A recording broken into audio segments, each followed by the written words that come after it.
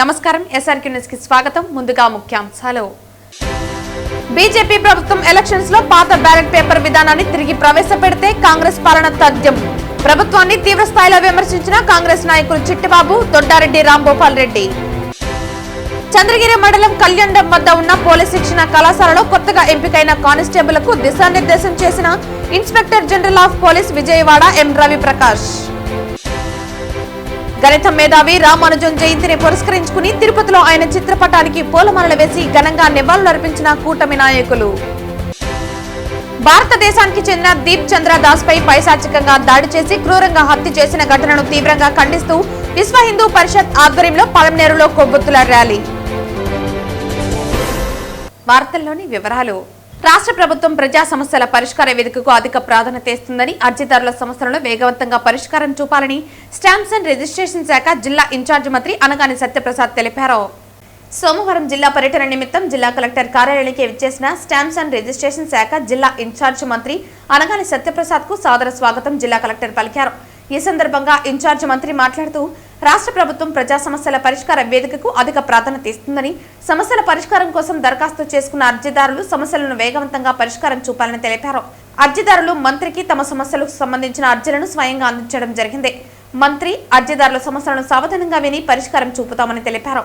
అనంతరం జిల్లా కలెక్టర్ కార్యాలయంలో ఏర్పాటు చేసిన ప్రజా సమస్యల పరిష్కార వేదిక కౌంటర్లను జిల్లా కలెక్టర్ వెంకటేశ్వర్, జిల్లా రెవెన్యూ అధికారి నరసింహులతో కలిసి పరిశీలించారు. కౌంటర్ నందు అర్జీదారుల రసీదులను ఆన్లైన్ ద్వారా నమోదు చేస్తున్న సిబ్బందిని వెబ్సైట్ నందు నమోదు చేసే విధానం గురించి అడిగి తెలుసుకున్నారు. ఆన్లైన్ నందు నమోదు చేసే సిబ్బంది అధికారులు దరఖాస్తులను జాగ్రత్తగా వెబ్సైట్ నందు నమోదు చేయాలని తెలిపారు. తిరుపతి నగరపాలక సంస్థ కార్యాలయంలో సోమవారం నిర్వహించిన ప్రజా ఫిర్యాదుల పరిష్కార వేదికకు 33 వినతులు వచ్చాయని కమిషనర్ మౌర్య తెలిపారు. సోమవారం తిరుపతి నగరపాలక సంస్థ కార్యాలయంలో డెలివర్ కమిషనర్ ప్రజా ఫిర్యాదుల పరిష్కార వేదిక కార్యక్రమాలను నిర్వహించారు. ఈ కార్యక్రమంలో 18 మంది కార్యాలయంకు నేరుగా వచ్చి వినతులు సమర్పించగా 13 మంది ఫోన్ ద్వారా తమ సమస్యలు తెలిపారు.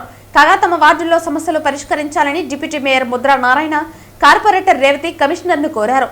భవానీనగర్, ఆటోనగర్ నందు భూగర్భ డ్రైనేజీ సమస్య పరిష్కరించాలని, కల్లూరు గ్రామం కొత్తపల్లిలో ఇంటి పట్టాలు ఇచ్చారని, స్థలం చూపించాలని, సుందరయ్య నగర్ నందు డ్రైనేజీ సమస్య పరిష్కరించాలని, మారుతి నగర్ పెద్దకాలలో నీరు సజావుగా వెళ్లేలా చూడాలని, చంద్రశేఖర్ రెడ్డి కాలనీలో నీటి కనెక్షన్ ఇప్పించాలని, సుందరయ్య నగర్ 8th క్రాసులో రోడ్డు కాలువలు నిర్మించాలని, శవాల ఊరేగింపులో పూలు చల్లటం, పుట్టినరోజు వేడుకలను అర్ధరాత్రి నిర్వహించడం ఇబ్బందిగా ఉందని పరిశీలించాలని, అమర్రాజా కంపెనీ ఉద్యోగుల కోసం వాహనాలు పార్కింగ్ చేయడంతో ఇబ్బందిగా ఉందని పరిష్కరించాలని కోరారు. ఆయా సమస్యలను అధికారులకు పంపామని త్వరగా పరిష్కరించాలని కమిషనర్ అధికారులను ఆదేశించారు. ఈ కార్యక్రమంలో deputy commissioner Amaraiah, superintendent engineer Shyam Sundar, municipal ఇంజనీర్లు Tulasi Kumar, Gomathi, health officer doctor Yuva Anvesh తదితర అధికారులు పాల్గొన్నారు. కేంద్ర బీజేపీ ప్రభుత్వం గతంలో వైసీపీ తర్వాత కూటమి ప్రభుత్వాలతో చేతులు కలిపి ప్రతి ఎలక్షన్స్ లో భాజపా పాలనలోకి వస్తోందని కాంగ్రెస్ పార్టీ నేత యార్లపల్లి గోపి వారి అనుచరులతో కలిసి భాజపా క్యూక్తులను ఎండగట్టారు.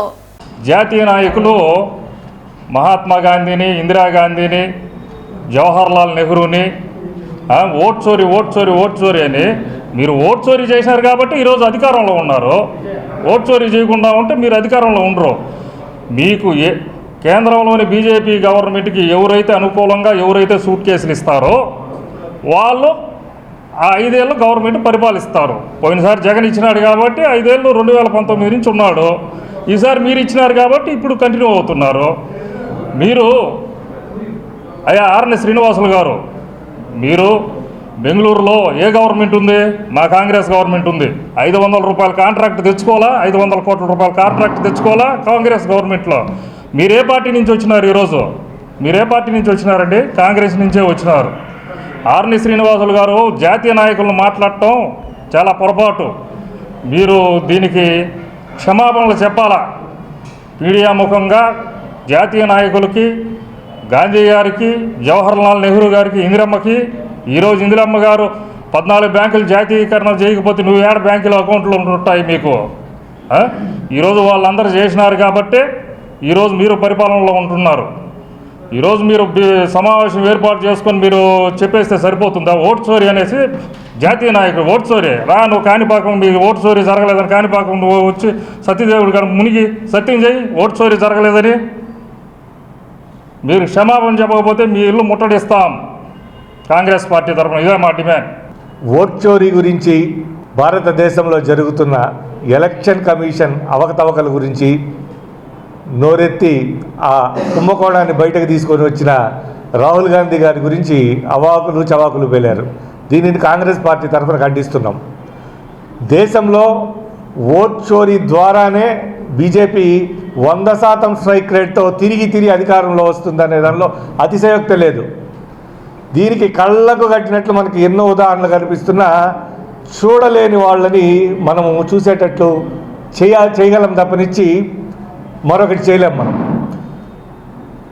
ఒక బ్రెజిలియన్ మోడల్ని భారత ఓటర్గా నమోదు చేసిన ఘనత వహించిన ఎలక్షన్ కమిషన్ ఆమె ఓటర్గా ఒక 20-30 చోట్ల మనకి ఎలక్ట్రల్ లిస్టులో కనిపించినా కూడా కళ్ళకు కట్టినట్టు ఓట్ చోరీ కనిపిస్తూ ఉన్నా కూడా ఓట్ చోరీ లేదు అని వీళ్ళ అండుండం చూస్తుంటే ఓట్ చోరీ అనేది కానీ సాగకపోతే వీళ్ళకి మనుగడ లేదు.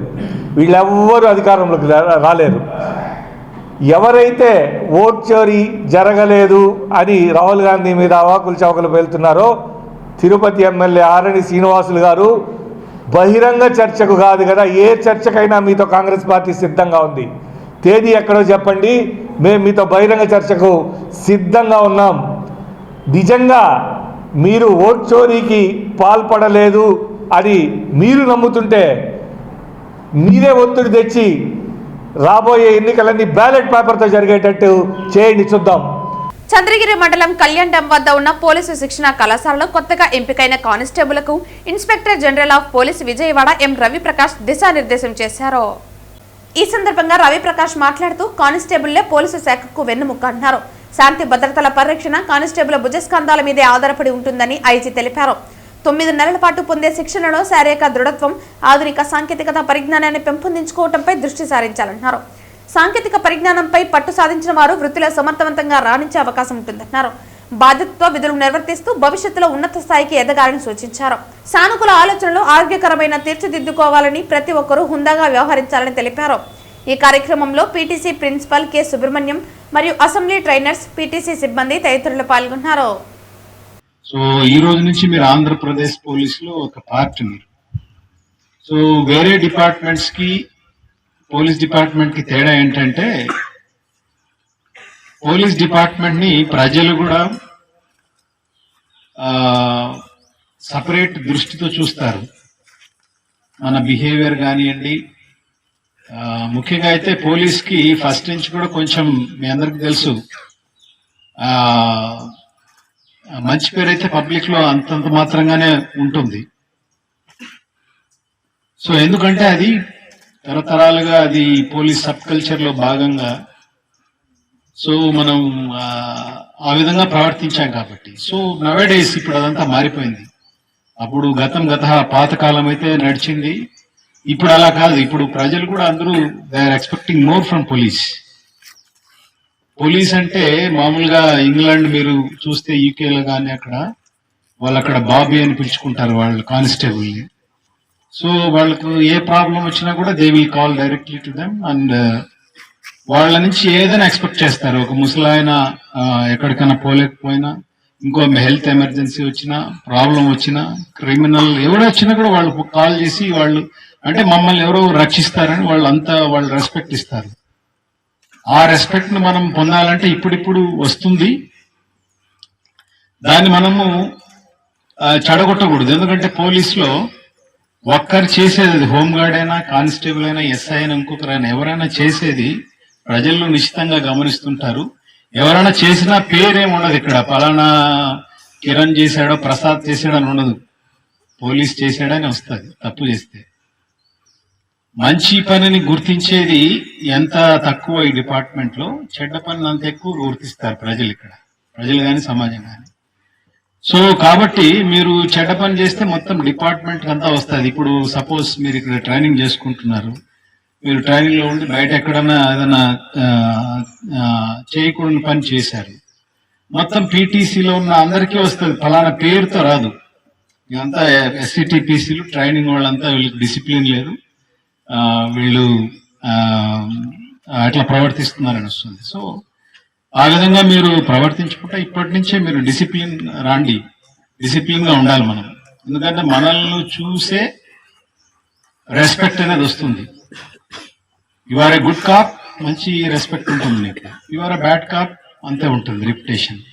తిరుపతి జిల్లా చంద్రగిరి నియోజకవర్గం పాకాల మండలం మొగరాల పంచాయతీలో 33/11 kV విద్యుత్ సబ్స్టేషన్ ను ఆంధ్రప్రదేశ్ రాష్ట్ర విద్యుత్ శాఖ మంత్రి గొట్టిపాటి రవికుమార్ ప్రారంభించారు.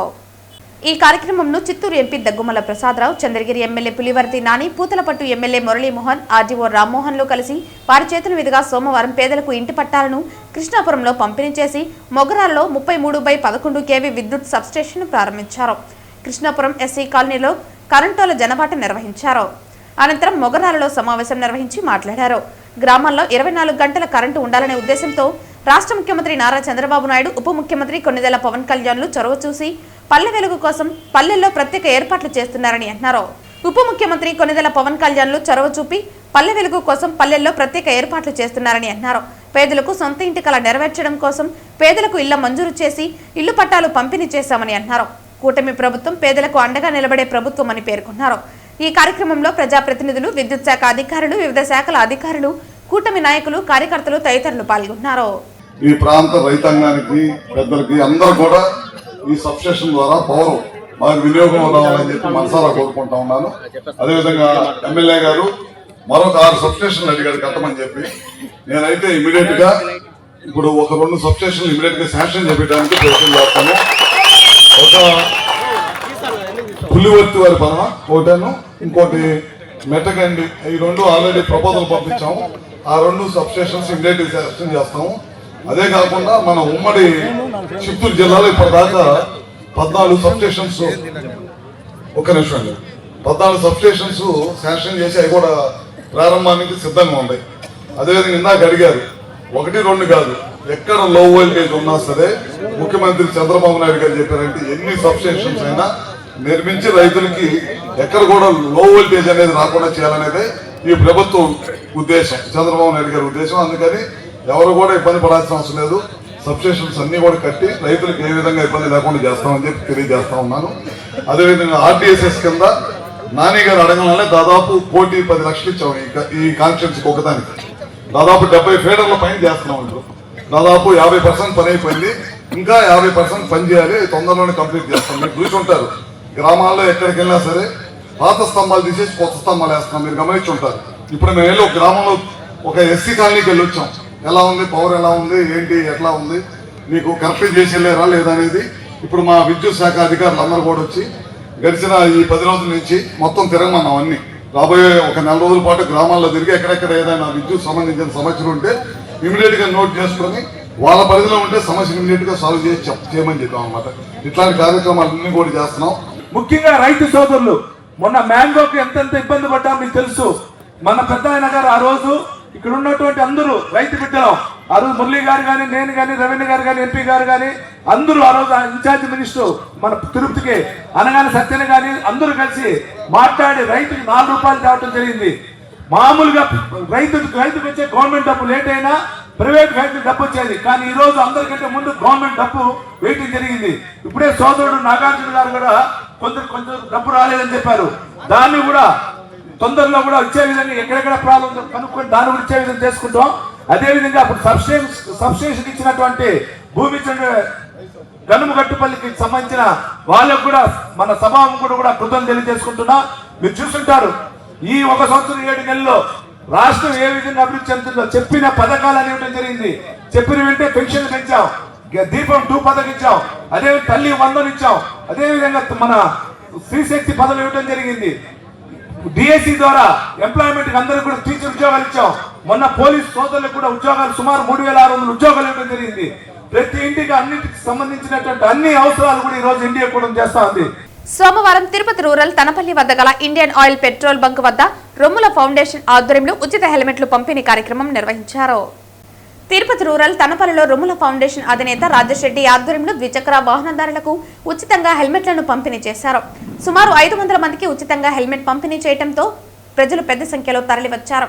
ఈ సందర్భంగా రాజేష్ రెడ్డి మాట్లాడుతూ హెల్మెట్ పెట్టుకో జీవితాన్ని సంరక్షించుకో అనే నినాదంతో ప్రజల్లో అవగాహన పెంచడం కోసం తమ ఫౌండేషన్ ద్వారా ద్విచక్ర వాహనదారులకు ఉచితంగా పంపిణీ చేయడం జరిగిందన్నారు. ద్విచక్ర వాహనదారులను నడిపేవారు తప్పనిసరిగా హెల్మెట్ ధరించాలని, ఇంటి వద్ద కుటుంబ సభ్యులు వారి రాక కోసం ఎదురు చూస్తుంటారన్న విషయాన్ని గుర్తుంచుకుని రోడ్డుపై వాహనాలను నిదానంగా నడపాలని కోరారు. అందరికీ నమస్కారం. ఈరోజు తనపల్లి గ్రామం Suresh fuels Indian oil petrol బంక్లో ఫ్రీ హెల్మెట్ డిస్ట్రిబ్యూషన్ చేయడం జరిగింది. ఇది గత కొద్ది రోజులుగా మన తిరుపతి జిల్లా పోలీసు వారు నిర్వహిస్తున్న గొప్ప కార్యక్రమం అటువంటి నో హెల్మెట్ నో పెట్రోల్ దానికి కొనసాగింపుగా మరియు ఇండియన్ ఆయిల్ వాళ్ళు తిరుపతి డివిజన్ వారు గొప్ప క్యాంపెయిన్ నిర్వహిస్తున్నారు. వారు వేర్ హెల్మెట్ సేవ్ లైఫ్స్ అనేసి వాళ్ళ ఒక కార్యక్రమం. వారందరికీ మద్దతుగా మరియు వారిని స్ఫూర్తి తీసుకొని ఈరోజు ఇక్కడ ఈ బ్రహ్మాల ఫౌండేషన్ తరఫున హెల్మెట్లు పంపిణీ చేయడం జరిగింది. ఇంతకుముందు కూడా అనేక సందర్భాల్లో అనేక కార్యక్రమాలు నిర్వహించాం.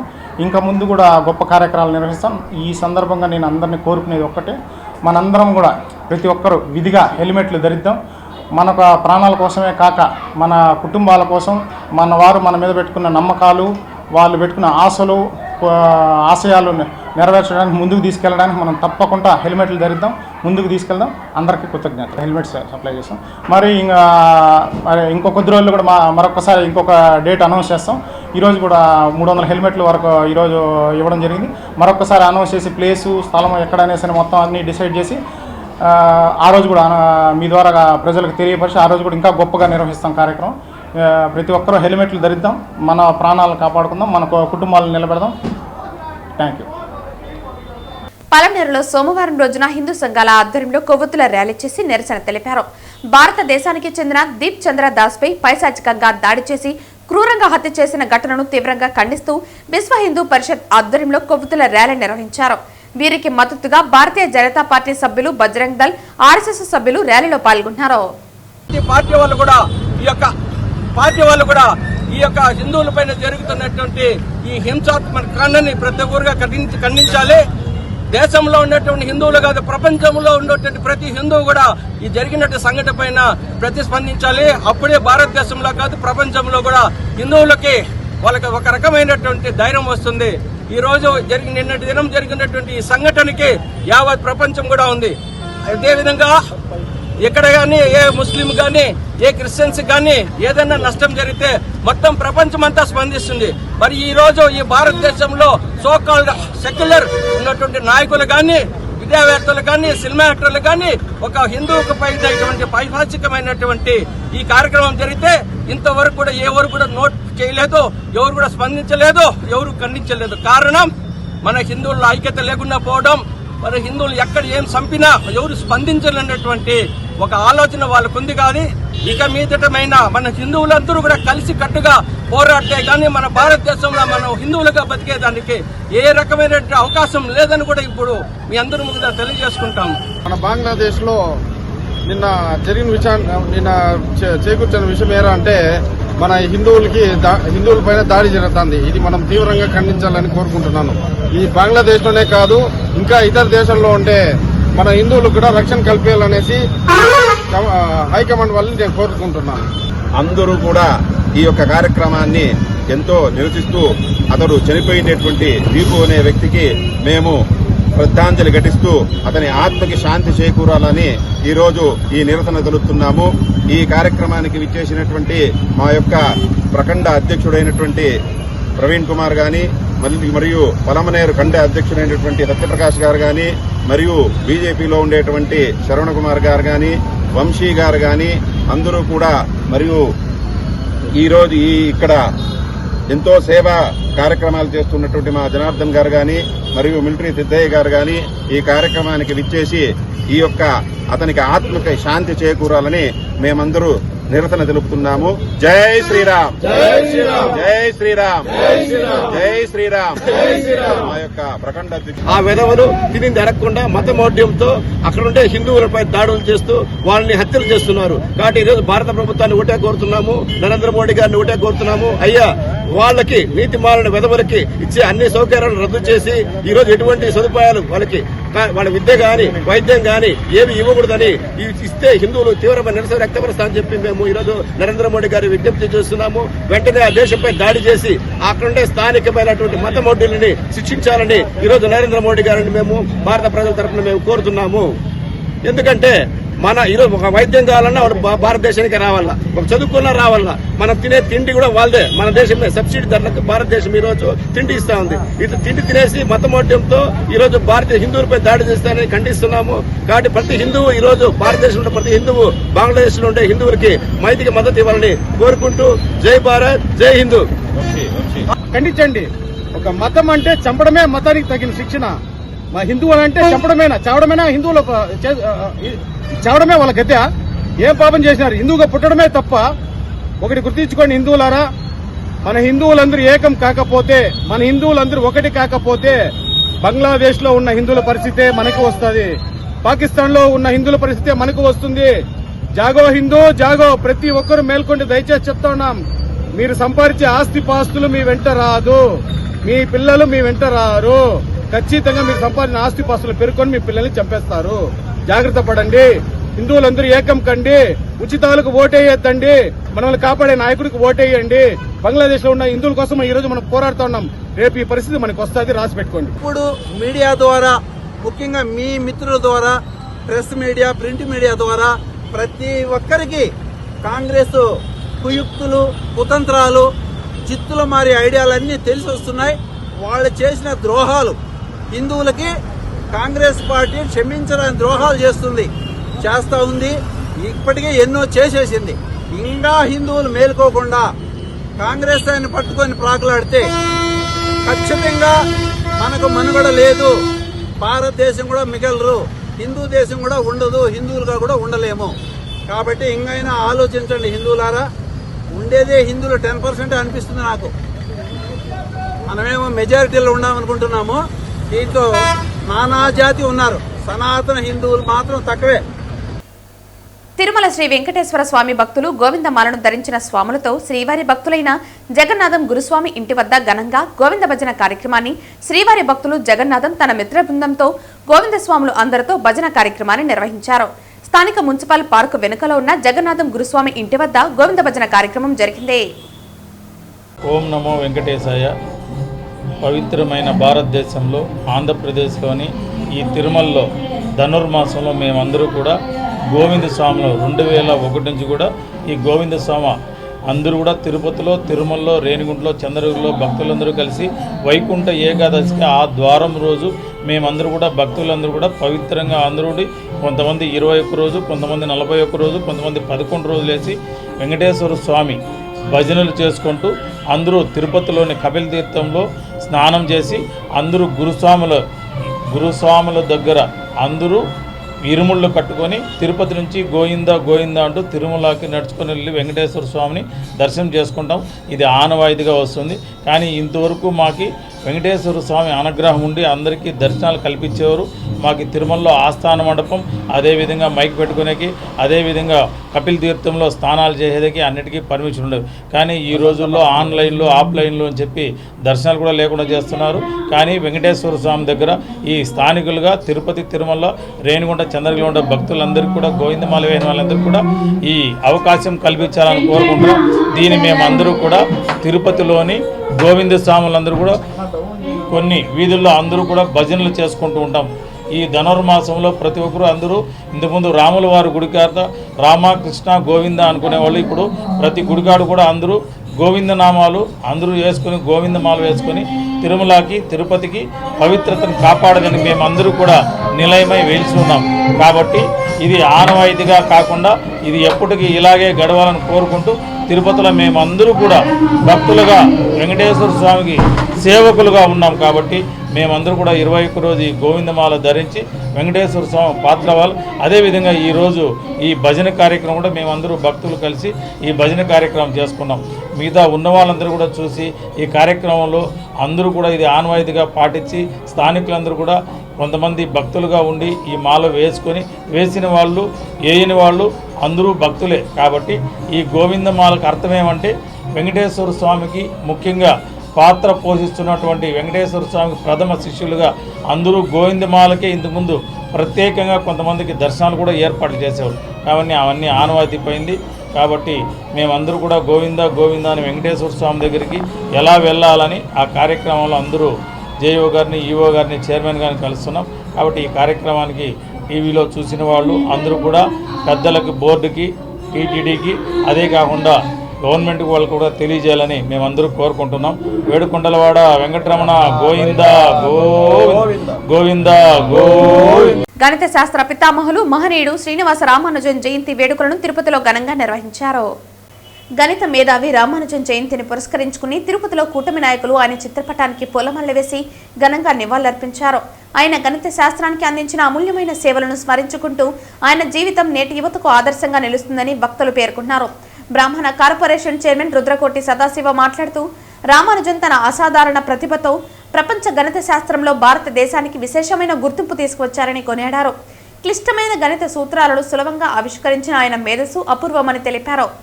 ఆయన మేధస్సును విదేశీ శాస్త్రవేత్తలు సైతం కొనియాడారని గుర్తు చేశారు. విద్యార్థుల్లో గణితంపై ఆసక్తిని పెంపొందించడంలో రామానుజన్ కీలక పాత్ర పోషించారని కొనియాడారు. ఈ కార్యక్రమంలో బీజేపీ రాష్ట్ర మాజీ కార్యవర్గ సభ్యులు గుండాల గోపీనాథ్, లోక ప్రభాకర్ నాయుడు, సుబ్రహ్మణ్య యాదవ్, అన్నారెడ్డి రాజశేఖర్, మల్లారపు రవిప్రసాద్ తదితరులు పాల్గొన్నారు.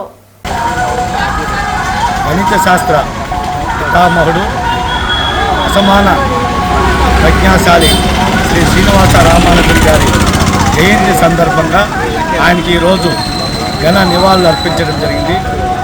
అసమాన ప్రతిభావంతుడు, ఎన్నో క్లిష్టమైన గణిత శాస్త్రంలో ఆయన వాటినన్నింటిని కూడా పరిష్కరించి గణిత శాస్త్రంలో ఒక మార్గదర్శకుడిగా అందరికీ నిలిచినారు. ఆయన సేవలు స్మరించుకుంటూ ఈరోజు ఆయనకి ఘన నివాళులు అర్పించడం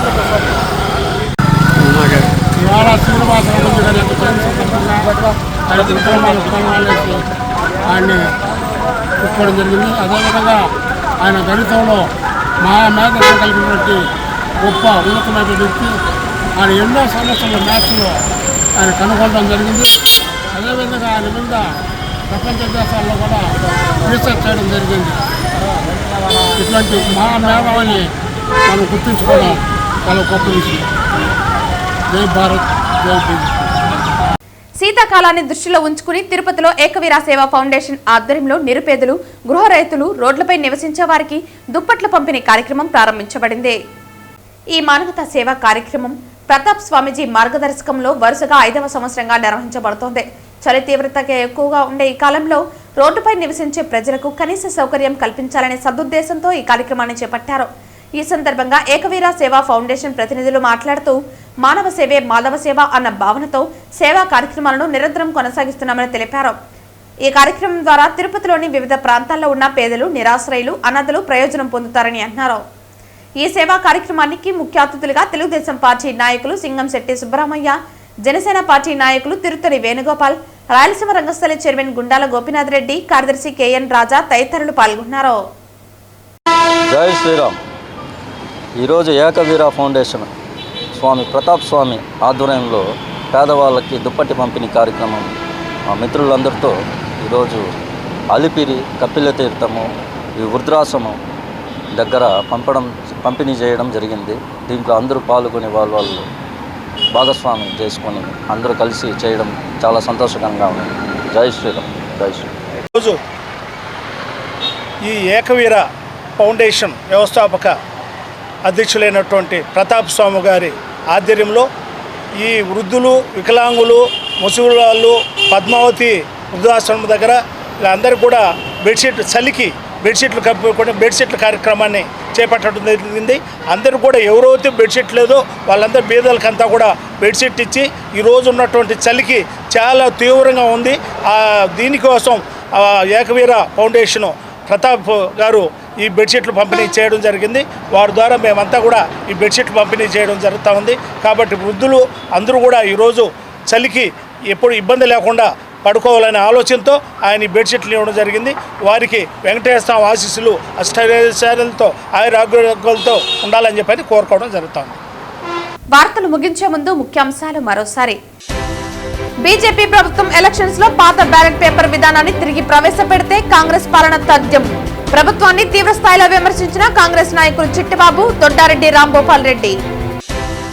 చంద్రగిరి మండలం కళ్యాణం వద్ద ఉన్న పోలీస్ శిక్షణ కళాశాలలో కొత్తగా ఎంపికైన కానిస్టేబుల్కు దిశానిర్దేశం చేసిన inspector general of police Vijayawada M Ravi Prakash.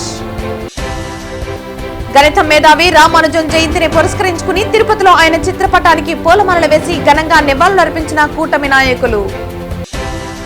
భారతదేశానికి చెందిన దీప్ చంద్ర దాస్ పై పైశాచికంగా దాడి చేసి క్రూరంగా హత్య చేసిన ఘటనను తీవ్రంగా ఖండిస్తూ విశ్వ హిందూ పరిషత్ ఆధ్వర్యంలో పలమనేరులో కొవ్వొత్తుల ర్యాలీ. ఈ వార్తలు ఇంతటితో సమాప్తం. తిరిగి వార్తల్లో మళ్ళీ కలుద్దాం. అంతవరకు సెలవు. నమస్కారం.